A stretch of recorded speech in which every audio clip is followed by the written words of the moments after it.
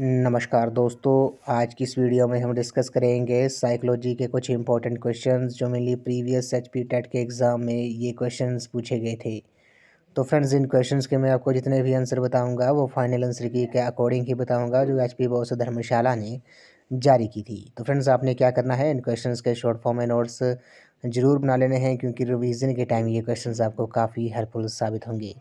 तो फ्रेंड्स, अगर आप एचपी टेट की तैयारी भी कर रहे हो तो इसके लिए भी मैंने एक अलग से प्लेलिस्ट बनाई है जिसका जो लिंक है मैंने डिस्क्रिप्शन बॉक्स में दे दिया है। वहाँ पर आपको जो एचपी टेट के रिगार्डिंग 130+ वीडियोस आपको देखने को मिलेंगी। वहाँ पर आपको मेनली जीके और साइकोलॉजी के क्वेश्चंस भी देखने को मिलेंगे जो सभी स्ट्रीम वालों के लिए काफ़ी हेल्पफुल साबित होंगे।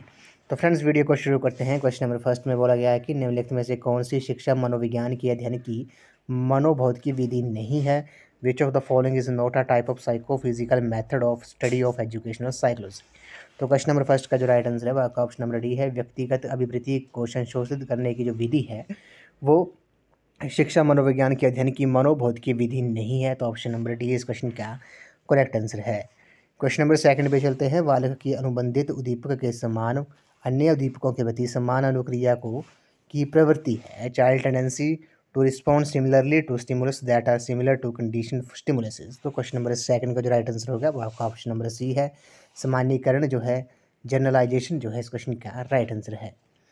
क्वेश्चन नंबर थर्ड पे चलते हैं। 16 PF का प्रयोग जो है वो डैश के मापन हेतु किया जाता है। 16 PF is used for measurement of. तो 16 PF का जो यूज़ किया जाता है वो किसके मेजरमेंट के लिए किया जाता है, मापन के लिए किया जाता है। ये व्यक्तित्व के मापन हेतु किया जाता है, पर्सनैलिटी को मेजर करने के लिए किया जाता है। ऑप्शन नंबर सी इस क्वेश्चन का राइट आंसर है। क्वेश्चन नंबर फोर्थ पे चलते हैं। बुद्धि लब्धि IQ शब्द का जो सर्वप्रथम प्रयोग था वो किसने किया था। Who used the word intelligence question first. तो IQ वर्ड का जो प्रयोग था वो सबसे पहले किसने किया था। क्वेश्चन नंबर 4 का जो राइट आंसर है वो आपका ऑप्शन नंबर ए है। टर्मन जो है इस क्वेश्चन का राइट आंसर है। क्वेश्चन नंबर 5 पे चलते हैं। व्यक्तित्व का द्विकारक सिद्धांत किसने दिया था। Who propogated two factor theory of personality. जो two factor theory of personality जो थी वो किसने दी थी, वो स्पेयरमैन ने दी थी। ऑप्शन नंबर सी जो है इस क्वेश्चन का राइट आंसर है। क्वेश्चन नंबर 6 पे चलते हैं। निम्नलिखित में से कौन सा अधिगम के धनात्मक स्थानांतरण का प्रकार नहीं है। Which of the following is not a type of positive transfer of learning. तो पॉजिटिव ट्रांसफर ऑफ लर्निंग का टाइप नहीं है। जीरो ट्रांसफर जो है इस क्वेश्चन का राइट आंसर है। शून्य स्थानांतरण जो है वो अधिगम के धनात्मक स्थानांतरण का प्रकार नहीं है। क्वेश्चन नंबर 7 पे चलते हैं। बुद्धि लब्धि निकालने का जो सही फॉर्मूला है वो क्या है। Correct formula to calculate IQ। तो आपको पता होगा IQ निकालने का जो सूत्र होता है वो क्या होता है, वो मेंटल एज। IQ ये कई बार हमने डिस्कस किया है। IQ is equal to mental age यानी कि MA और क्रोनोलॉजिकल ACA मल्टीप्लाई बाई 100 जो है वो IQ निकालने का सूत्र होता है। तो ऑप्शन नंबर बी जो है इस क्वेश्चन का राइट आंसर है। मानसिक आयु अपॉन वास्तविक आयु गुणा 100 जो है वो आपका IQ निकालने का सूत्र है। क्वेश्चन नंबर 8 पे चलते हैं। अंतर्मुखी और बहिमुखी व्यक्तित्व का वर्गीकरण है वो किसने किया है। Who classified introverts and extrovert personality. तो अंतर्मुखी और बहुमुखी व्यक्तित्व का जो वर्गीकरण है वो किसने किया है। क्वेश्चन नंबर 8 का जो राइट आंसर है वो आपका ऑप्शन नंबर ए है। ये जुंग जो है इस क्वेश्चन का राइट आंसर है। अगले प्रश्न पे चलते हैं। क्वेश्चन नंबर 9 पे चलते हैं। प्रासंगिक अंतर्बोध परीक्षण यानी कि थीमेटिक एप्रिसिएशन टेस्ट का निर्माण जो था वो किसने किया था। Who developed thematic apperception test TAT जो है इस क्वेश्चन का निर्माण है वो किसने किया है। क्वेश्चन नंबर 9 का जो राइट आंसर है वो आपका ऑप्शन नंबर डी है। मर्रे और मॉर्गन जो है इस क्वेश्चन का करेक्ट आंसर है। क्वेश्चन नंबर 10 पे चलते हैं। निम्नलिखित में से कौन सा दीर्घकालिक स्मृति का प्रकार नहीं है। Which of these is not a type of long term memory. तो लॉन्ग टर्म मेमोरी का टाइप नहीं है, कौन सा नहीं है। क्वेश्चन नंबर 10 का जो राइट आंसर है वो आपका ऑप्शन नंबर बी है। कार्यकारी स्मृति जो है, वर्किंग मेमोरी जो है इस क्वेश्चन का राइट आंसर है। Working memory is not a type of long term memory. Question number 11 पे चलते हैं। किसने कहा कि मनोविज्ञान जीव जंतुओं के आचरण का धनात्मक विज्ञान है। वो who started the psychology is the positive science of conduct of living creatures. तो क्वेश्चन नंबर 11 का जो राइट आंसर है, ये स्टेटमेंट किसकी है, ये सर विलियम मैकडगल की है। ऑप्शन नंबर ए इस क्वेश्चन का करेक्ट आंसर है। क्वेश्चन नंबर 12 पे चलते हैं। क्वेश्चन नंबर 12 जो है काफ़ी इंपॉर्टेंट क्वेश्चन है। इलेक्ट्रा कॉम्प्लेक्स प्रतिपादित किया जाता है। Electra complex was propounded by. तो इलेक्ट्रा कॉम्प्लेक्स जो था वो प्रपोज्ड किया गया था, किसके द्वारा किया गया था। क्वेश्चन नंबर 12 का जो राइट आंसर है वो आपका ऑप्शन नंबर ए है। कार्ल जुंग जो है इस क्वेश्चन का राइट आंसर है। क्वेश्चन नंबर 13 पे चलते हैं। प्रयत्न और त्रुटि का जो विधि का सिद्धांत किसने प्रतिपादित किया था, कई बार हमने डिस्कस किया है। Who propounded the theory of trial and error, तो ये थॉर्नडाइक ने दी है। ऑप्शन नंबर डी इस क्वेश्चन का राइट आंसर है। क्वेश्चन नंबर 14 पे चलते हैं। गेस्टोल्ट का अर्थ क्या होता है, मीनिंग ऑफ गेस्टोल्ट। तो गेस्टोल्ट का अर्थ आपको पता होगा। गेस्टोल्ट का जो अर्थ होता है वो आपका समग्र रूप से होता है, एज अ होल जो है इस क्वेश्चन का राइट आंसर है। क्वेश्चन नंबर 15 पे चलते हैं। मनोविश्लेषणवाद का विकास किसने किया, हु डेवलप्ड साइको एनालिसिस। तो साइको एनालिसिस किसने डेवलप किया है, क्वेश्चन नंबर 15 का जो राइट आंसर है वो आपका ऑप्शन नंबर सी है, सिगमंड फ्राइड जो है इस क्वेश्चन का राइट आंसर है। Sigmund Freud developed psycho analysis. Question number 16 पे चलते हैं। एक मानसिक संरचना जो सामाजिक संज्ञान को निर्देशित करती है, mental structure that guides social and cognition is cold, तो उसे क्या कहा जाता है। क्वेश्चन नंबर 16 का जो राइट आंसर है वो आपका ऑप्शन नंबर सी है, उसे स्कीमा कहा जाता है। एक मानसिक संरचना जो सामाजिक संज्ञान को निर्देशित करती है उसे स्कीमा कहते हैं। क्वेश्चन नंबर 17 पे चलते हैं। निम्नलिखित में से कौन सी अच्छी स्मृति का लक्षण नहीं है, which of the following is not a symptom of a good memory. तो अच्छी स्मृति का लक्षण नहीं है, कौन सा नहीं है। क्वेश्चन नंबर 17 का जो करेक्ट आंसर होगा वो आपका ऑप्शन नंबर बी है, एवरेज रिटेंशन जो है औसत धारण इस क्वेश्चन का राइट आंसर है।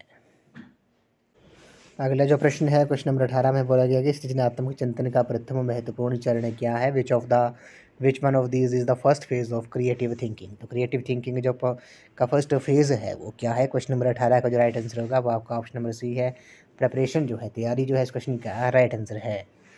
क्वेश्चन नंबर 19 पे चलते हैं। स्वयं एवं दूसरों की अनुभूतियों एवं भावों को देखने समझने व उसमें विभेदन करने की योग्यता को क्या कहते हैं, the capability of understanding and discriminating the feelings and emotions of on self and others को उसे क्या कहा जाता है। क्वेश्चन नंबर 19 का जो राइट आंसर है वो आपका ऑप्शन नंबर बी है, उसे इमोशनल इंटेलिजेंस कहा जाता है, सांवेगिक बुद्धि कहा जाता है। क्वेश्चन नंबर 20 में चलते हैं। प्रचलित योजनाओं में नई जानकारी जोड़ने को किस नाम से जाना जाता है, feeling new information into existing schemes is known as. काफ़ी इंपॉर्टेंट क्वेश्चन है। क्वेश्चन नंबर 20 का जो राइट आंसर है वो आपका ऑप्शन नंबर बी है, एसिमिलेशन जो है आत्मसातकरण जो है इस क्वेश्चन का राइट आंसर है। क्वेश्चन नंबर 21 पे चलते हैं। सामान्यतः नकारात्मक अभिवृत्ति वाला पूर्व निर्णय जो असत्यापित होता है क्या कहलाता है, pre judgement usually a negative attitude that is unverified is called. तो उसे क्या कहा जाता है, उसे पूर्वाग्रह कहा जाता है। तो ऑप्शन नंबर सी इस क्वेश्चन का राइट आंसर है, प्रीजस जो है इस क्वेश्चन का राइट आंसर है। क्वेश्चन नंबर 22 पे चलते हैं। निम्नलिखित में से कौन सा एक संवेग है, which one of the following is an emotion. तो इमोशन क्या है, डर जो है वो एक इमोशन है, फियर जो है एक इमोशन है, डर एक संवेग है। तो ऑप्शन नंबर बी इस क्वेश्चन का करेक्ट आंसर है। क्वेश्चन नंबर 23 पे चलते हैं।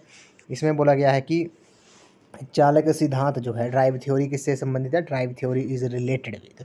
तो ड्राइव थ्योरी का जो संबंध है वो किससे है, वो आपको पता होगा, वो मोटिवेशन से है। ऑप्शन नंबर सी इस क्वेश्चन का राइट आंसर है।